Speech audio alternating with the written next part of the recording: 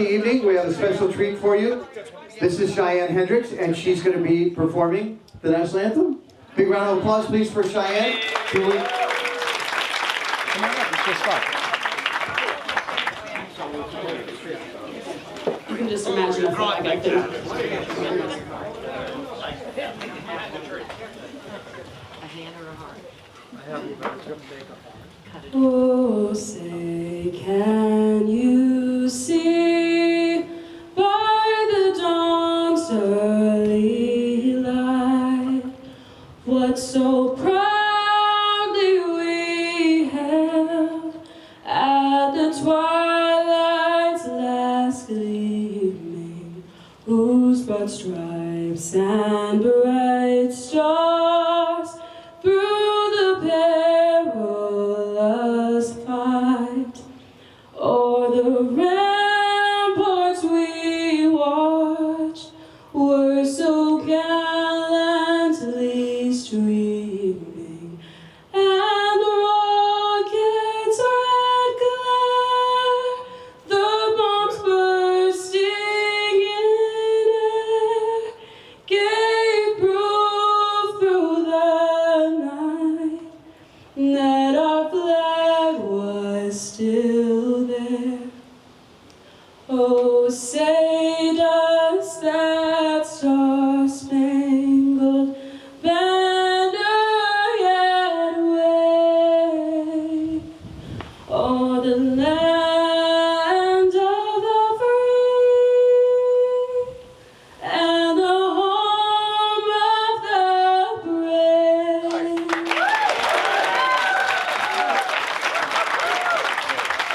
Thank you, Cheyenne. Where's Mr. Murphy? Where's Dan Murphy?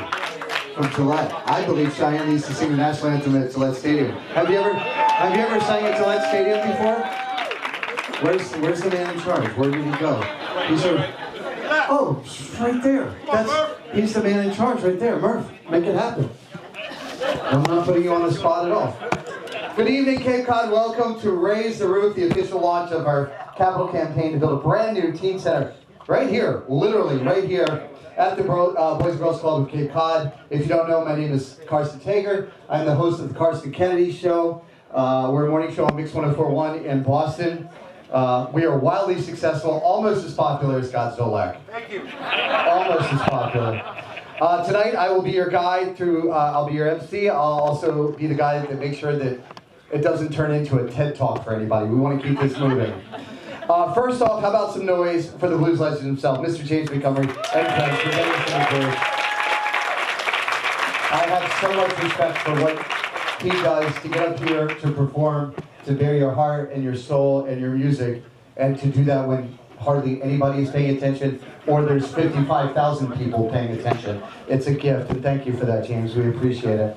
If you're feeling extra generous, it might be because of the music, might be because of the cocktails. I don't know if you guys had that margarita thing in a can. I had 2 of those. Either way, roll with it. To help us build the teen center these kids deserve, we want to have a lot of community support tonight. So what you can do is you can actually pull out your phone. There are, I believe, QR codes around. Just do that throughout the evening whenever you feel like it. It is all about turning dreams into drywall tonight and transforming our community with a space that empowers teens. And this is not like a pie-in-the-sky plan either. Well, unless that pie is funded with $5 million, because that's how much money they've already raised. How about a big round of applause for that? Yeah. So they are aiming for $8 million, which is a big number. But so is Tom Brady's retirement age. We have some incredible speakers here this evening who will share just how important the new Teen Center will be here on the Cape for youth and supporting the Boys and Girls Club. Obviously a fantastic investment. We want to kick it off with someone who knows a thing or two about running things. Please welcome the talent manager of Mashpee, Mr. Rodney Collins. Rodney, come on up.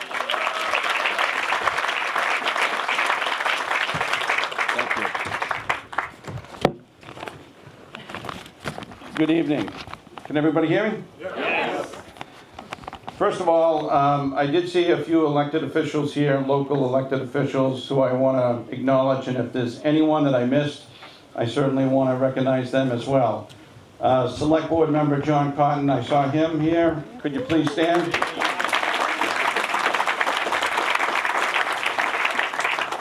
Planning Board Member, newest member, elected, Mike Milbury.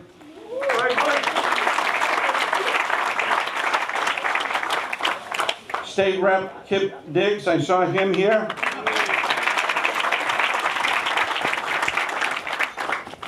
And is there anyone that I missed for elected officials? Oh, how could I ever forget my local town moderator, John Miller?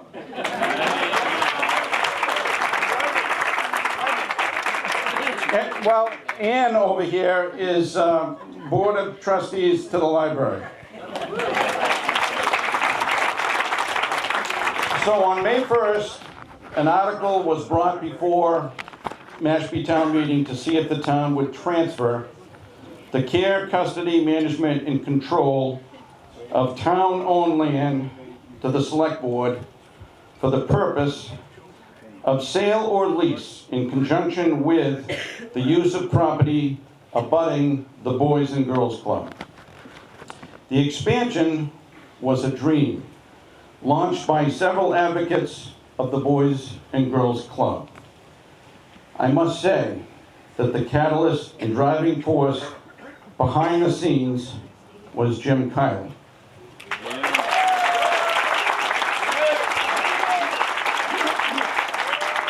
I've known Jim personally, professionally. He's a very modest individual and he'll never take credit for anything, but I'm going to give him credit tonight because this would not be coming to fruition without him. He was always pushing the advancement of programs coordinated by the Boys and Girls Club, and there's a testament to exactly how effective this program or these programs are right here in front of me. After town meeting approval and special legislation, the Select Board authorized me as town manager to execute a new lease agreement with the Boys and Girls Club. The path has been paved to bring the dream to reality. I have no doubt that Jim Kiley and the supporters of the Boys and Girls Club will secure the funds necessary to construct the new teen center. I am proud and honored that the town of Mashpee stepped up to support this worthy cause. Now we, as an expanded community, must bring this plan to fruition with all of your help, all of the people under this tent and beyond tonight. I have no doubt that we will successfully make it across the finish line. Thank you.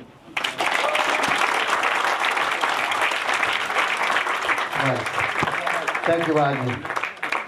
Did you guys say Mike Milbury was here? Yeah. The man spent 1,500 minutes in a penalty box, Mike Milbury? Oh, that just... that one hit me when they introduced you. Wow, nice to see you. All right, now I want to point out a few familiar faces, or at least some very sparkly ones. We have members of the New England Patriots cheer team here tonight. Where are they? Thank you. And you may recognize the gentleman behind them. Pat the Patriot is here. Don't worry, he was not caught cheating on a spouse last night at Gillette Stadium during the Coldplay concert. If you know, you know. Also, we want to say hey to Dan Kraft, president of the Kraft Group. Welcome. Come on up. You want to talk about lacrosse? Gee, Mike Milbury gets a much better preamble than I do. Gee. Thanks. No, not. You got to talk to my wife too. Thank you, Carson, and thank everyone for coming tonight. You know, this gathering is, it brings together a couple of things that are really important to our entire Kraft family. And one is the community here, Mashpee specifically, but the Cape. But Mashpee specifically, we've been residents for, I'm going to date myself, probably 5 decades, maybe 60 years. Spent a lot of good times down in this area. My brothers and I different jobs during the summer. As I was driving down, I was thinking about, I actually washed dishes at a place called the Flume. You guys know the Flume? For a couple of summers, I caddied at New Seabury Country Club. My brother Josh actually was the greenskeeper at Dick and Ellie's mini golf. We'd walk around with the blow dryer, the blower, the leaf blower. Thank you. And there was a place too. I don't know. It looks like a little younger crew, but there was a place. On the rock. Wow, how'd you know? I spent many nights at a place called, it was live music, just at the Rotary on 28, just over there. And when I was there, the drinking age in Mass was 18. It was media here. I got to be careful. Oh, statute of limitations. We're good. But many late nights at On the Rocks that I vaguely kind of remember. But anyway, so this community is really important to our whole family.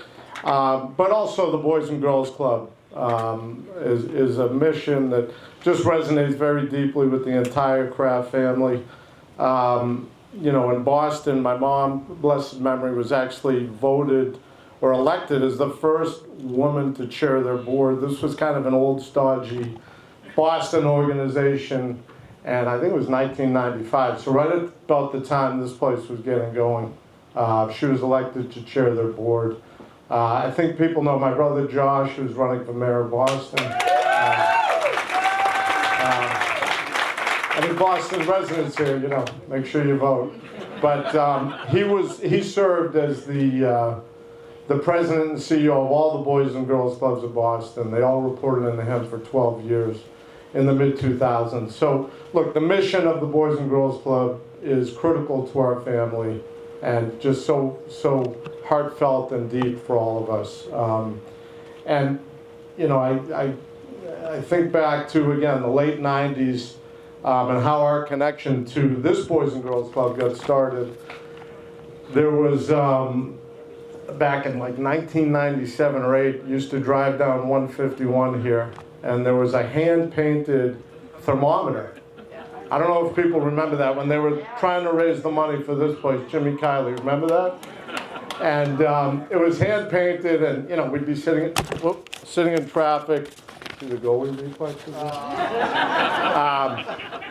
Hand-painted, and it would say, this is what our goal is, this is what we have to raise to build the facility, and this is how much we've raised so far. And I remember, I don't know if we were stuck in traffic going to the Barnstable County Fair, or maybe Dino's, or whatever it was at the time, I don't know.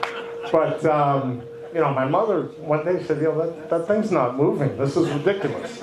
And she pulled in. I think there was a trailer here somewhere. And she said, what has to be done to get this thing done? This is ridiculous. And whoever the gentleman or lady was said, this is what we need. And my folks stepped up. Again, this not to be self-serving. The community stepped up, but I think they gave kind of the kickoff gift to get the whole thing going. And that's where it all started 25 plus years ago. And the facility has served as a safe haven and a beacon for decades for kids from all over the Cape, and thousands of young people to see their growth from having access to a facility like this is so critical. And for our family, that's kind of one of the golden rules. If you're going to get involved with something and spend money or spend time, make sure you're truly making a difference in people's lives, and so you can see that tangible difference. And places like this obviously have impacted so many lives. So great work to the whole staff here. Keep it up. But I also remember my mom used to play in this charity golf tournament at New Seabury every year to raise funds for the Boys and Girls Club here. And it was basically to just offset some of the operating costs every year. And those costs continue to grow, obviously. And the population of the Cape has grown today, and the number of people that this facility is serving has obviously grown significantly. So we need to make sure the next generation of teens and leaders has a place to build themselves socially, physically, and mentally, and academically. And that's what this teen center is hopefully going to provide. So again, thank you all for coming. Really appreciate the consideration and hope everyone will step up. So next time we drive down 151 next year, we'll have a nice gleaming teen center right here in the woods. Thank you.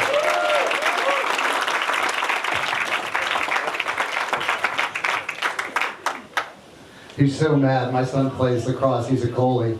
And our team has kicked their team's ass 4 years in a row. In case you forgot, when I reminded of it about 10 minutes ago. Thank you, Dan. I want to share a story with you because the impact that the Kraft family has had on teens in the community is very far and wide-reaching. I live in Charlestown, I live in Boston. There's a Boys and Girls Club there, and I became a mentor probably back in 2000, maybe 10. I met a young man, his name is Jonathan. He was 10 years old. Jonathan's father was in prison. His mother had a tough addiction problem. He was being raised by his grandmother, and somebody suggested I might spend some time with him. And I remember the first time I met Jonathan, and he's like, "Carson, have you seen The Departed?" I was like, "Yeah." He's like, "That's some shit, right?" And Jonathan was 10. I went back home and I told my wife, I was like, "I don't know if I can do this." But I stuck it out with Jonathan, and Jonathan is now in his, he's, I don't know, 28 years old. I'm a veteran of the Army. Jonathan ended up joining the Army, and I feel like we had a small impact in his life that way. He became a part of our family. We went to Patriots games, we went to Celtics games, we went to Red Sox games. After he got out of the military, he came back to Boston. He lives back in Charlestown now. He just got engaged this week, and he just became a Boston cop. And it could have gone a completely different way, but because of the Boys and Girls Club deciding to get involved in his life, we see where his life is today. Okay, now I'm going to bring up someone who needs no introduction. I'm going to say it anyway because it's fun. I love this guy to death. We used to work together. He's a former Patriots quarterback, legendary broadcaster, and a professional energy drink in human form. That's right. Please give it up for Zoe Prasad Skolak. Give me that, Carson. Get down, buddy. How's everybody doing? We did used to work together. How about that? I get to follow up a guy that was washing dishes at the Flume, and now he's running the damn craft group. I say that jokingly. I know Danny's been here, 5 generations? Not 5, but 5 decades. I've been coming down here to Cape Cod since 1991, so, oh God, 35 years now for me. Met my wife at Daisy Buchanan's. You do meet your wife at a bar. And we're going 28 years strong. It's been great. Got 3 kids. It's funny you mentioned the Barnstable County Fair. The kids are now 26, 21, and 16. The 16-year-old's bigger than me. Big kid. Yeah, I know. We wear the same clothes now. It's great. So I take his shoes, he takes mine. But it was fun driving down here on 151. You see, the fair was going up today. They're putting all the stuff together. And it brought back the memories, taking the kids there. I've been coming to Mashpee forever, since the early 90s. And it's been fun to see this place grow, to come down 151, to see the outlets explode, the restaurants you guys got here. But Danny and his family work so hard to help people. And, we do see Mr. Kraft a lot. We see Jonathan, but this guy's, I'm just going to tell you, this guy works harder than anybody else, running the craft group, to see the companies. And I do see things, from kind of afar and attached to these guys. I've known these guys for years. But to see the impact they have when we go over to London and to see the business opportunities there, Danny heads all that up. And, especially the Israel trip that we got to do right before COVID was so special. To get back to the Holy Land, to see it, whatever religion you are, whatever you believe, you go there to see it, but that wouldn't have been possible. I'd have never been able to do a trip if it wasn't for Danny and his family, so thank him for that. I grew up in Western Pennsylvania. Small, mill town, Monongahela. Joe Montana went to my high school. My dad coached me. He was my AD. My mom was a reading teacher. I stood in line for government cheese and white bread with my 2 grandfathers, both steel mill workers. We were big Steeler fans, sorry, man. Went to the games, had season tickets. We got season tickets with the Pats now, which is good. Got to say that. But I'm entering my 13th year doing a broadcast, so have a lot of fun being around this team. I expect good things this season. Let's pump our expectations on the 13, 14 wins. That's not possible. Well, it is possible. Well, a little luck. And Josh Allen get hurt. So I do expect this to be a lot better this year. It's been a tough ride these last 2 years, and I think we're heading in the right direction. But as I said, growing up in Western PA, I had a really good support group. My parents, teachers, friends, and let's face it, now when you grow up, We didn't have internet. Think about it back in the day. There was no internet. There were no cell phones. Our kids get influenced by so much now. And I still fight that to this day with my kids. And we try to be good, loving parents, guide them the right way. But without things like these boys and girls clubs, and I know Josh, his brother, for a long time. I've done some things with Josh with the boys and girls clubs, the Kickoff Foundation, the gala that the Patriots put on. It's their #1 volunteerism moneymaker in the year. It's the biggest thing that they do. Good luck to Josh running against Mayor Wu. I'm rooting for him for many reasons. Yeah, that's right. But it's good to see everybody. George Reagan, I know that everybody went to George's wedding. Raise your hand. This was part of the deal. If you got invited to the wedding, you had to come here. So it's great to see George and his lovely wife Elizabeth. Only one guy could assemble this many people in one area, which is great. And that's George, the power of George. George is going to be helping. You're going to be helping the female that was in HR or the guy that got busted last night at Coldplay? I was at Coldplay. I'm so hungover today. Sweating like a thing. Oh, what a concert, though. You were there, Carson, right?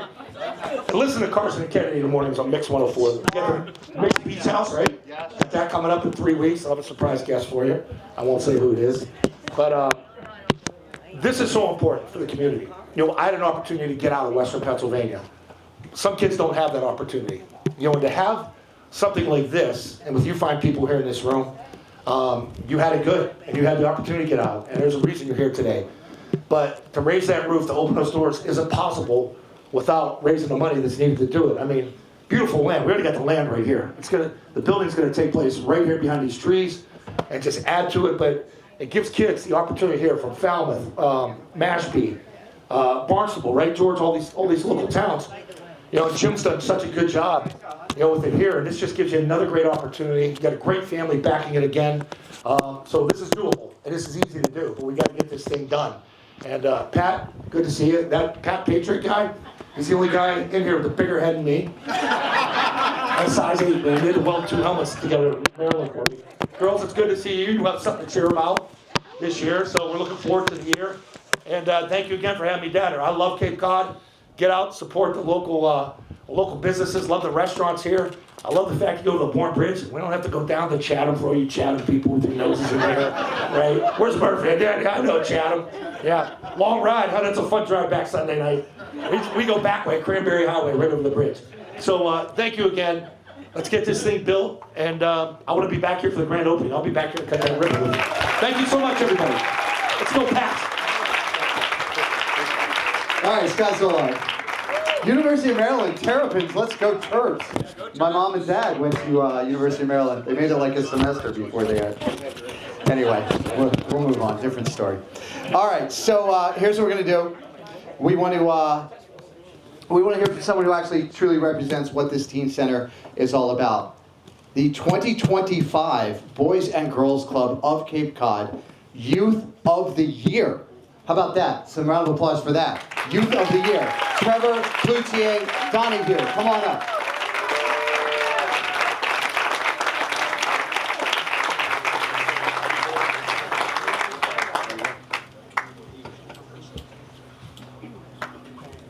Hi everyone. Thank you for coming here today and celebrating this amazing event and celebrating me essentially.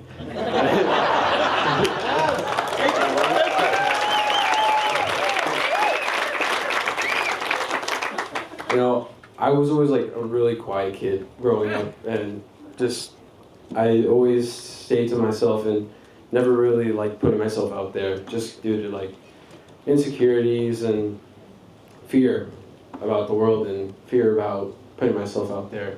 But with the Boys and Girls Club, it helped me discover my voice, and I've been working there for almost 9 months now, and even my coworkers, my parents have said that I'm a totally different person because of this opportunity.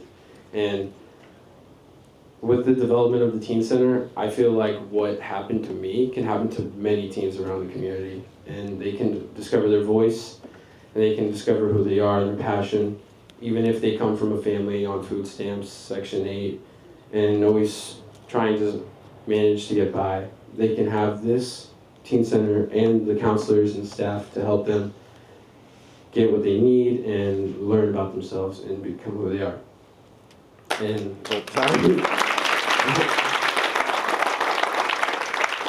it's actually really cool because I'm a diehard Patriots fan, and seeing Pat and Mr. Kraft is awesome. It's somebody who's met Tom Brady. He's in the room right now.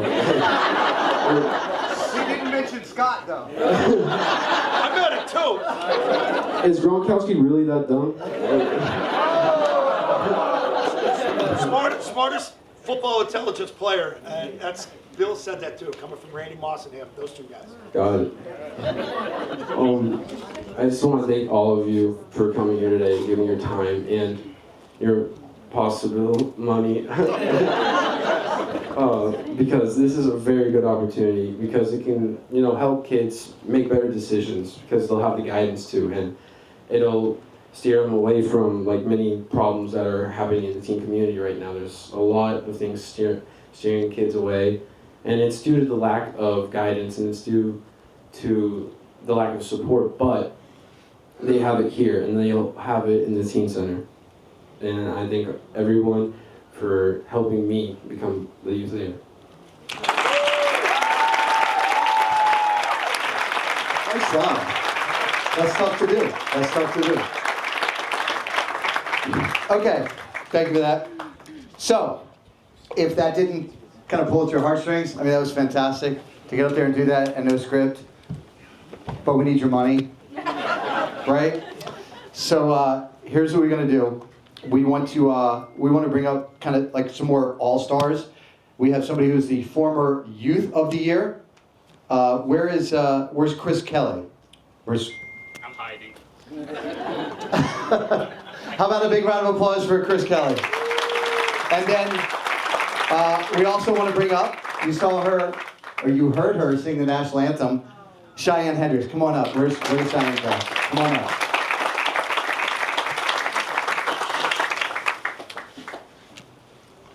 Chris, did you say you were going to sing the national anthem now? Nobody wants that. Hi again, everybody. It's nice to talk to you guys. So I've been told to come up here and talk about what the club means to me, which is my favorite question. So it's funny, me and my friend Skyla Rimple, who have been here both since we were 6, going to summer camp, going here after school, going here all year round. Now that I'm in college, I'm going to Loyola University, Maryland, in Baltimore. I study psychology, and I've always loved psychology. I knew, right when I knew what psychology meant, I was like, that's exactly what I want to do. And now that I look back at it and I see it through a health lens, even though we always joke and we always talk about all the funny things that happen and all the trips we went on and all the games we just came up with because it was on-site day and we had nothing else to do, I look back on it now and I'm like, the club was such a place for a kid to flourish, genuinely flourish and not even realize it, because we could have been occupied with so many things. There's a really dangerous thing sometimes about being bored when you're so young. You know what I mean? We've all lived through it, but and being here and just having activities and making friends from different towns and having older people with us, younger people with us, and being a family in that. And then later on, we did go to summer camp, like I said, we went after school. I also was in working with a teen group, and it was so awesome to it still be a cool thing. When I was there, I was like, no guys, it's still cool, I promise. And we would host tournaments and we would do all this stuff, and I genuinely loved every single second of it from when I was 6 to when I graduated, because it's really, you're having fun. They create this environment to have fun, and from the adult point of view, you're like, protect my kid, have them grow up in an awesome environment, get them educated. And when they're a kid, they're like, oh, we're going to Six Flags, okay? That's what it's like, though. And I think it's just such a beautiful thing that we're able to expand this and just make it bigger. I'm really excited about it. When we were planning it and planning all these little groups, when we were in our teen group, and I just remembered going on the details, and a part of me was like, is this really gonna happen? And just the fact that it's actually coming to life, and I'm back and forth from college all the time. I'm like, what's new, what's the same? And for this to be a new thing that I get to come back to is so special. And I think that's all I have to say. I'm just really happy. I'm really happy. Thank you so much.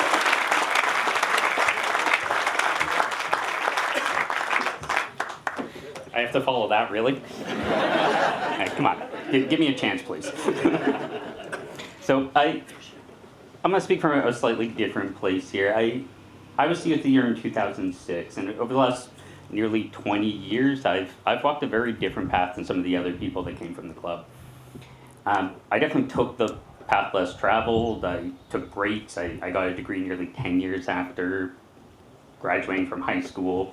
I've worked in so many different industries, but the thing I realized while I was trying to decide what I should talk after Jim told me I needed to, he asks like 4 times a year, but he only calls me once a year. It's, thankfully, is that great leaders seem to have one thing in common. They all participate in their community somewhere, whether it's the club or scouts or their church or really anything. They all come from a place where there is service. They know how to speak to people. They know how to work with people. They know what to do after we build something like the teen club. And it's crazy to think that throughout this world that there are people who really know how to take something like this and make it real. I'm not sure I even know how to do that, even at this point, 20 years later. But it's insane to think that coming from somewhere where Trevor or Cheyenne did, you can go somewhere. I've spent the last 8 years leading finance teams and through a $40 million acquisition by one of the best known brands in the world. It happens. You can do this. We know how. And everybody in this room is here to back you and help you. You can build this community. It happens. Unfortunately, that's all I got to say right now.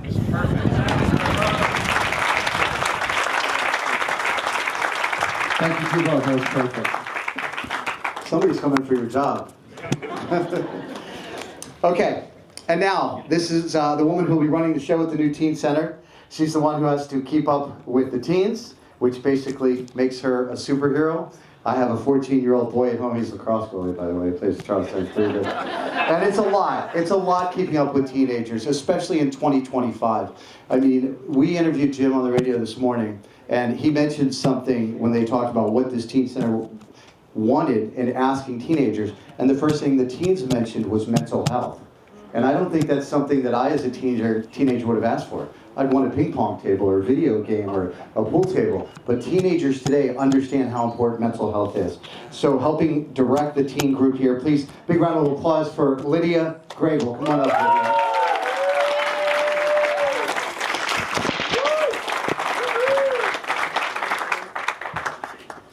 Hi guys. I apologize, I'm a little frazzled from summer camp today. I just came from that. It's an 8-hour day already. So just to give you some backstory, I started at the club about 4 years ago. I started as the assistant team director. A couple years ago, Jim and our former team director came to me and asked that I grab a group of our leadership program, Cheyenne being one of them, and come up with a proposal for this teen center. That included the equipment, all the rooms that they wanted. Although most of them are graduated, like Cheyenne, and on to bigger and better things, they knew that this was important, and it's important for our future teens. So the types of things that are going to be accomplished in this program, we're going to have an art studio that's going to allow them to be creative. We're going to have weightlifting and a gym that's going to allow them to have healthy lifestyles that they may not be able to get at home and at school. We're also, most importantly, with the mental health aspect, as mentioned, that they really want and deserve. There's going to be trained counselors and just overall role models to create a safe environment that they may not be getting from home or school. This is not just a building, it's a foundation for their futures. So I thank you guys for all your involvement and support.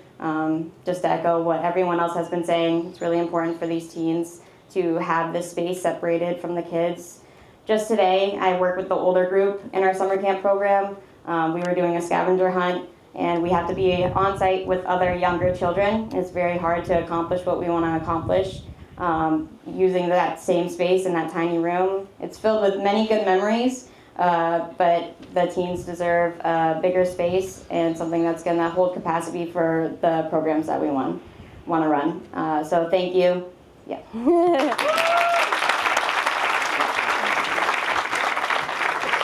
All right, thank you, Lydia. the teen whisperer there. Do they say skibbity toilet a lot to you? They do. It It's so sus, bro. All right, let's talk about a man who generously goes beyond measure and math homework.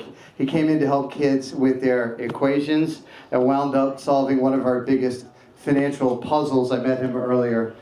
He's going to be joining us right here. Please welcome the man with the $2 million answer, Mr. Dick Galbraith.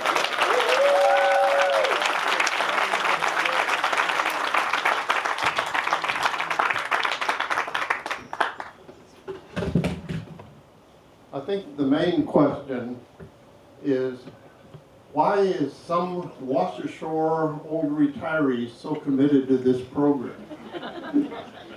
And actually, my first involvement with the Boys and Girls Club was when it was still just the Boys Club, before they really came to their senses. Right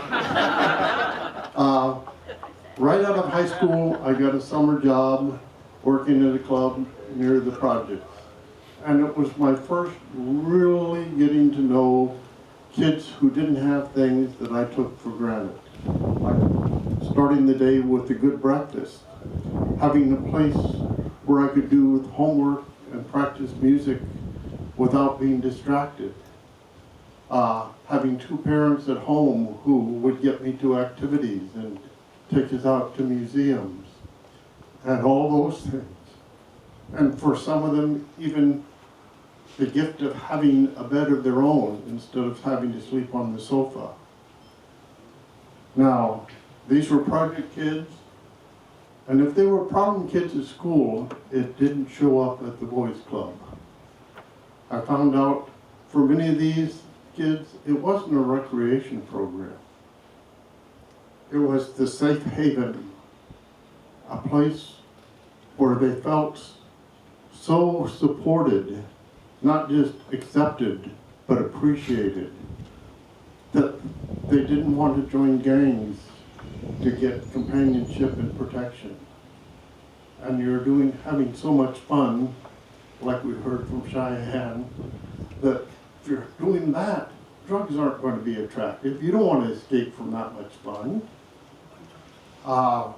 That summer experience left, and the amount of atmosphere that the staff there created hooked me for life.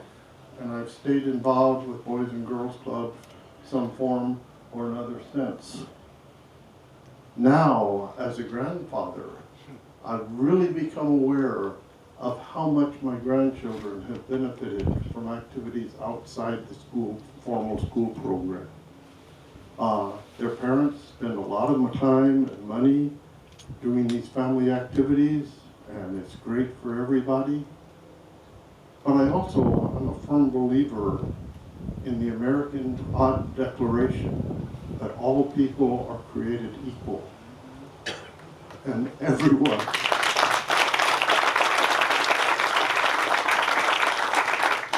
deserves that equal opportunity, which then raises the question, where do the kids of single parents or who both parents are working different shifts at minimum wage so they can put food on the table?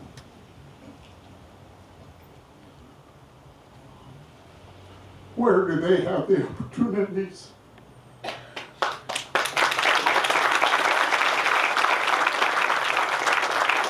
And I found the answer right here. For the past 8 years, I've been volunteering with the Boys and Girls Club. It is a place of joy. If you come in at any time when the activities are going, you're not going to find a group. You're going to find kids from different groups and backgrounds and personalities, all interacting together in a wide variety of programs. It is, and with 8 years, I've really had the chance to watch the development. In a typical day, we have a couple of dozen kids come into the homework area doing a combination of homework, math, fact practice, and reading. They support each other and get encouragement and tutoring from adults and some of the counselors. Trevor's been there a lot, helping out with it. And for me, really the most rewarding part of that has been the kids who started out saying, I can't do this, I'm dumb. And then as the year progresses, it starts changing into, I got it, I get that. And eventually that evolves into them bringing in completed papers and saying, see what I've done. I recently had a chance, got invited to an award ceremony at the end of the school year. And the kids were visibly gleaming, glowing with pride as they came up to be recognized for their efforts and accomplishments. And the expressions of gratitude from the parents, just overwhelming what this club does. Now, a few years ago, I came into a windfall of money based on my grandfather's company that he started, and I inherited a small piece of it. And when that happened, I commented to Ruth about not only how much I loved the club, but how limited the facilities were in providing for the teams. And she told me, oh, the board's been wanting to build a teen center for years. Being a math guy, I took due diligence and did some demographic research and said, why? On the lower Cape, this half of the Cape, the need is even greater than I had thought. And so I was all in.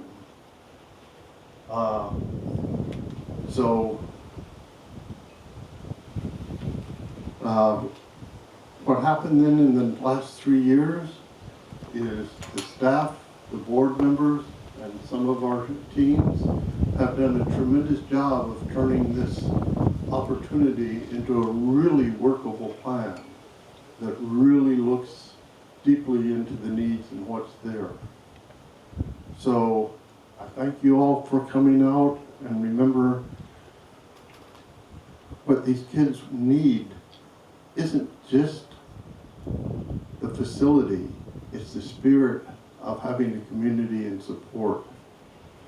And the way things are going, when I get old, I want to.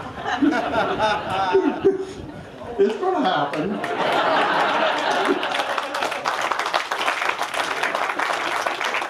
I really want to see that all of our youth are growing up to become happy and productive members of our community. And that will have the side benefit, besides getting me some of the best meals and care that's available in the country, of reducing what we have to spend on jails and dealing with drugs. So thank you for being here. Please join us. That was fantastic. Thank you, Phil. Big round of applause for that.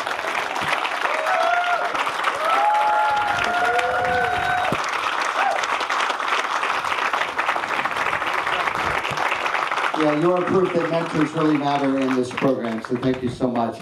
So now we want to hear from someone who's been steering the ship behind the scenes, making this campaign a reality. Please welcome Executive Director of the Boys and Girls Club of Cape Cod, Ruth Provost. You want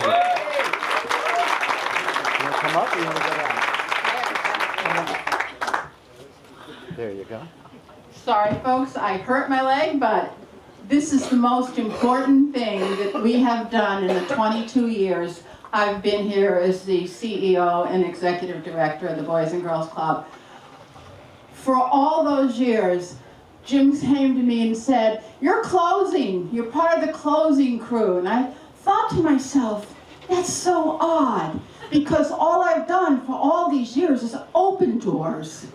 I've opened doors to thousands and thousands of children who have walked through those doors scared, young, not knowing what's going on, and I've watched them go out the door, like Cheyenne and Trevor. I've watched them go out the door, confident young adults ready to take on the world. And when they talk about family, They're telling you the absolute truth. This place is family. Anybody could run a program, a single program like we do.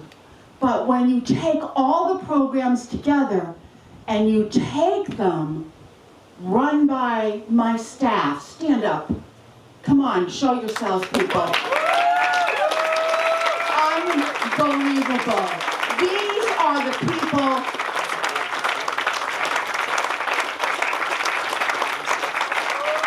They build the family. And if it weren't for them, our kids would be significantly less likely to succeed in life. So I'm hoping you'll all join us in raising the roof. I want to tell you one story because I watched, oh, these are a lot of years, I've watched a lot of kids come back as adults, and we have kids here who were bringing their own children here now to be part of the Boys and Girls Club. I've watched Cheyenne and I've watched Chris go out the door and come back. Our former team director started here at 6. He now has a successful business, if you're looking for another GJ. He runs it, he has probably 10 employees now, and he's booked all the time. And that's what the Boys and Girls Club does for people. I want to tell you one quick story, because they come back year after year to visit. It's not over when they walk out the doors at 18. They come back year after year, and let me tell you about Stephen. I'm going to do this, and I'm not going to cry because it's such a joyous story. Stephen was a foster kid. He came to the club as a young man, and he loved the club, but his foster home got changed, and he moved to a different town. They weren't able to get him here, and he kind of disappeared off the radar, and we didn't see Stephen. One day, about, I want to say 8, 9 years later, we were sitting in the office, and this tall young man in an army uniform walked in the door. It was Stephen. He had come back to see us and show us how much he had changed and how he was growing with our help. But that wasn't all. Stephen looked at us and he said, "There's someone in the car I want you to meet." It was his new wife. They had gotten married that morning, and he brought the wife to the club to meet the family. It was one of the most impactful things that we ever did. We scrounged up every gift card we had in the building, and we stuffed them in his pockets, and we sent him off. And you know what? We haven't seen him since, and I'm still waiting for him to come in with his kids, because that's what we do. We build great futures here. Thank you for helping us build them.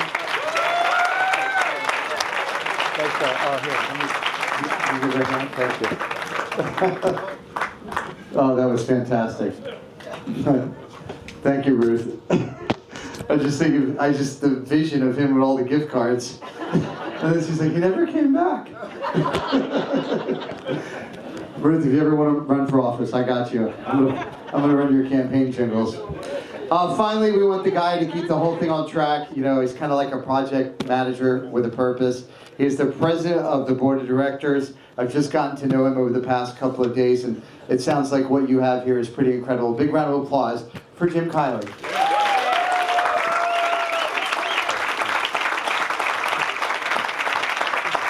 Thank you. Thank you, everybody. First, I just want to say this is an awesome crowd here tonight. All the right people are here, and I'm so appreciative of everybody taking their time to come to this. I want to thank that big guy, George Reagan, right there. Oh, my notes are gone. Right, thank George and his people, all right, for really guiding us through this whole process, all right, to be here tonight. And, you know, I've never seen in the past week the club have such a voice on Cape Cod and be able to get the message out about what we're doing here. So I really love him for that. And all the people that I've worked with over the past week, it's turned into a full-time job. Call me at 7 o'clock in the morning. Got to be on with Carson in 10 minutes. All right. All right. But thank you very much. But what I want to do right now is, because we've been hearing from a lot of people, there's one guy that I'm going to call an audible here. I want to come up and talk because he really runs the operations here, and you know, he knows those kids that we just listened to better than anyone. And I just want Lloyd to come up here for a couple of minutes, our director. And let us know what he feels about the club and about his people that he just heard. Such successful people. You can stay right. Come on up. And I get to put my notes back in order. Hello, everyone. I'm Lloyd, Director of Operations. Hi, how's it going? Thank you. Oh, thank you. I appreciate it. Thank you. Yeah, so I have known a lot of these young people for many years. Cheyenne and Trevor, both one of my first teens. I started working here 9-10 years ago now. Can't even keep up.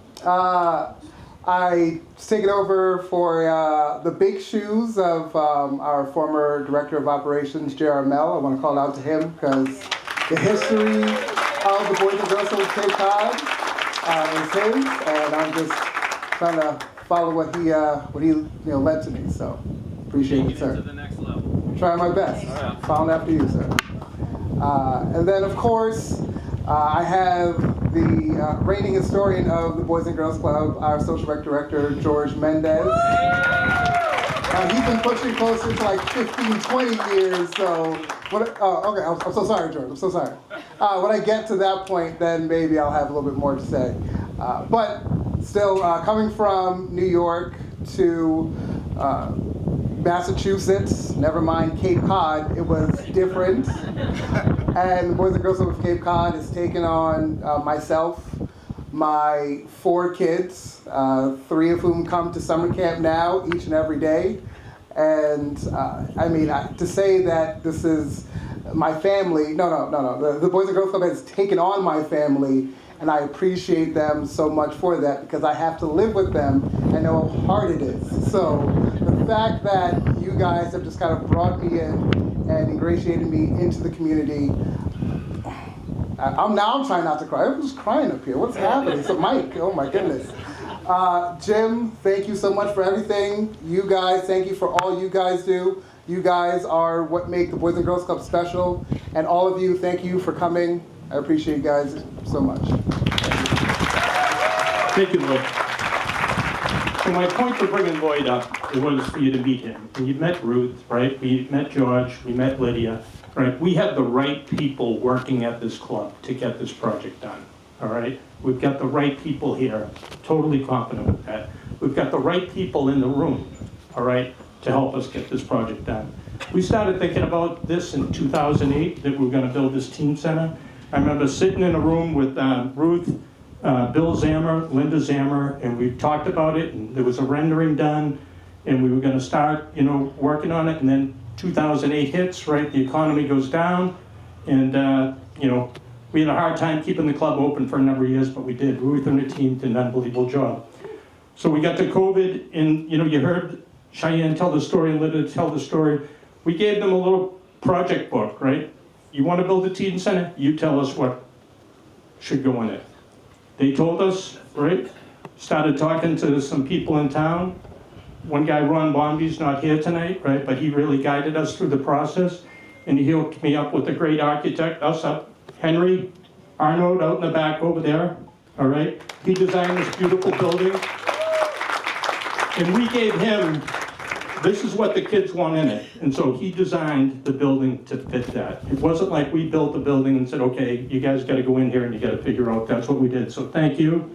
All right, Bill Buckley, our engineer's not here tonight, right? But he did a great job. I have to thank my friend Bo Myhouse right here. Oh, he's my brother-in-law, but he's been they call him owner advisors, whatever. He knows construction. I know nothing about it, right? So he helps me all the way through, and he's helped the club, and he's really helped the process get to the point where we are, right? We've got our land from the town, right? We've got close to $5 million, all right? We've got the architectural engineering's all done. We've got our site plan all done. We had a meeting with the town a week ago. They said, you're almost there, you're ready to go, ready to put shovels in the ground. So Rodney, and his team that helped us walk through the process, have to thank them. I remember during COVID sitting on my deck, and my neighbor Mike Olasak, did I say it right, Mike? because I always say it wrong. You know, I was telling him, we're having a beer, and I was telling him about, you know, the teen center, that we wanted to get it done. And he goes, I'm in, all right? And since that day, he's been the right-hand guy, right? He pushes all the buttons, right? He's really endeared himself to this project, and I want to thank you very much, Mike. Sometimes he drives me out of my friggin' mind, but he really is a driving force behind this, and I did not want to not recognize him. And I also want to recognize a group of people: Ann McDonald on my board, Linda Zama, Sue Dropo, Ruth Provost. For 2.5 years, we've been on a phone call every Monday, all right, updating the progress of what we're doing. So I thank them, and I thank my entire board for the support of this project, because, you know, it's a lot to take on, and we're ready to do it. But it doesn't happen, right, if Dick Galbraith doesn't go in the office and talk to Ruth that day and say, hey, you know, I got an idea, all right? Doesn't happen. So kudos to Dick, right, for starting the dream. But then, you know, from then on, you know, I have to thank, you know, the McGraw family, Lynn McGraw in the back of the room right over there, Nate Paxton, all right, Kathy and Jack Brennan in the back of the room. I see them there stepping up. You know, Dana Doe sitting over here from the Doe Family Foundation. I worked for them for a number of years, and for them believing in me, giving me a super generous donation, and then being here today is so important. We've got a couple of 1,000 anonymous donations. Dave McGraw has stepped up, and then this morning we got another $100,000 donation. So it's just, you know, it's snowballing. And, you know, without those current donors, you know, we wouldn't be here tonight. All right, we never would have been able to organize this event and say, we are coming to the finish line, right? It's right there. It's not far, it's right here in front of us. And we've got the people in the room, right, who can help us, or know the people who can help us, right? Be ambassadors. I need everyone to be ambassadors, right? To say, all right, let's get this done for these kids, right? We're at 5 million, we need 8 million to get it done. And some of that might come in kind. Some guy who owns a construction company, somebody who knows somebody who says, I'll give you a great deal on windows, things like that, right? This is a community event. I need the Cape Cod community, right, who all you people I need to be ambassadors to, is to, let's get this thing done, let's get the shovels in the ground, you know, this fall, put a foundation in, and have a place for these teens, right? You heard from them today. That's all right, I don't need that. You know, you heard from them today, right? How good it is, right? I mean, it's just, I've seen these kids grow, and it's unbelievable. And we can, if you've been thinking about it, do it, right? If you have more questions, where's my friend Dan? Did she have to leave? Oh, there she is, right? That's my development director. We love her, all right? She's on that handout that we had. If you look at that, there's opportunities there. But I just want to thank everyone for taking the time out of the day. Come here. We've got a video that we're going to show, all right, that's going to tell the story a little bit more. All right?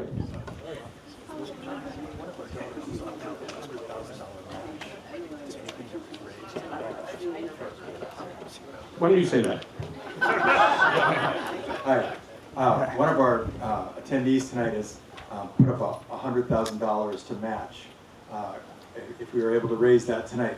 I've got to say that because we called this an information session, we weren't planning on this being a fundraiser, but Deanne is in the back here, and if there are people who want to step up, it's actually a doubling of whatever gift you may make, we'll take that down and appreciate all that support. And there is somebody who's offered $100,000 to match tonight. So thank you. All right.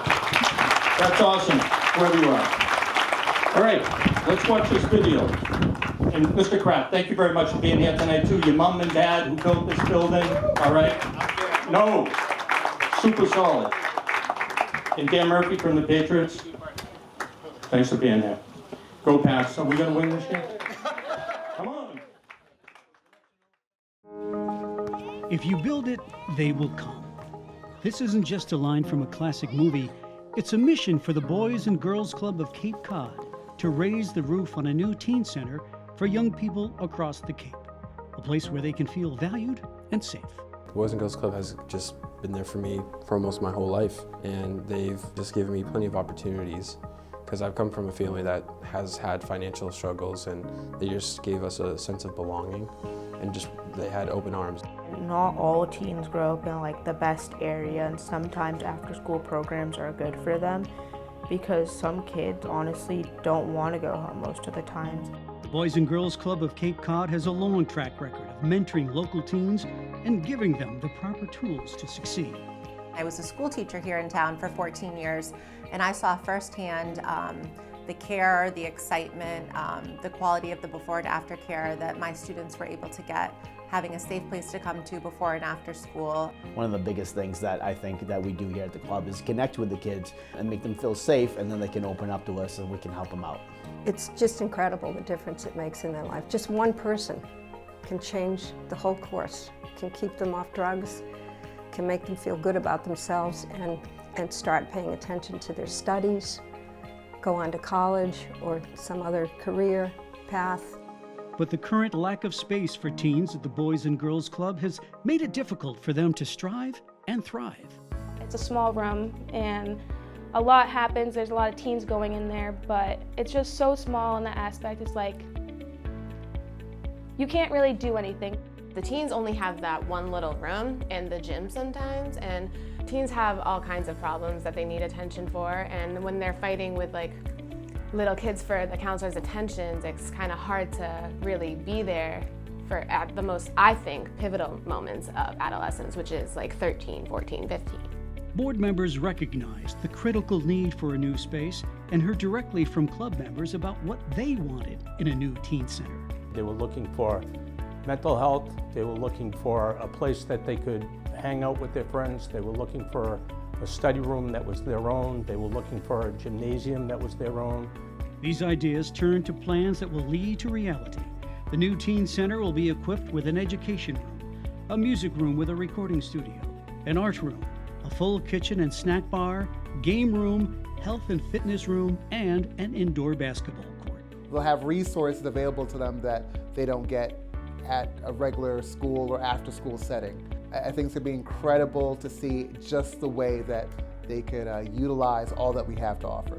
It's really important to have a safe space where they can feel like they can relax and also grow as a person. The new teen center is designed to attract young people from far and wide.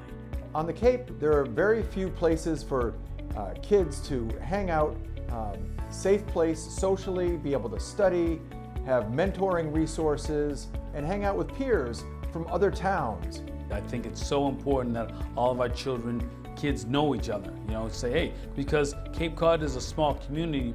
A small community with a big heart and a commitment to investing in the future of our young people. With millions already pledged to the project, we're turning to donors like you to help us get to the finish line. Now it's your turn. Please help us build this. Please join us in creating this new teen center for the children of Cape Cod.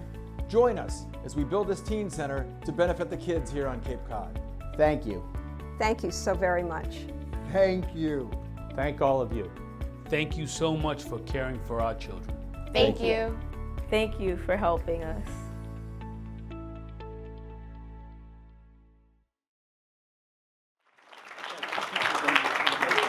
We've gotten 2 donations to match, 2 $25,000 donations just in the past few minutes. So thank you for that.